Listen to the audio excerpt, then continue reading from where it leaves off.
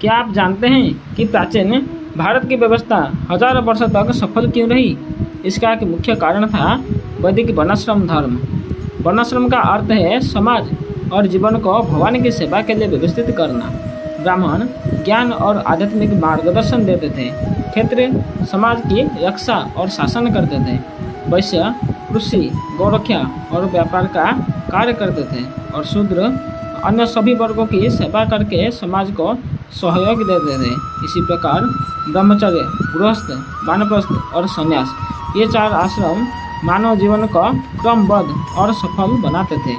जब प्रत्येक व्यक्ति अपने स्वभाव के अनुसार कर्तव्य करता है और भगवान की सेवा को जीवन का लक्ष्य बनाता है, तब समाज में शांति, समृद्धि और आध्यात्मिक उन्नति आती है।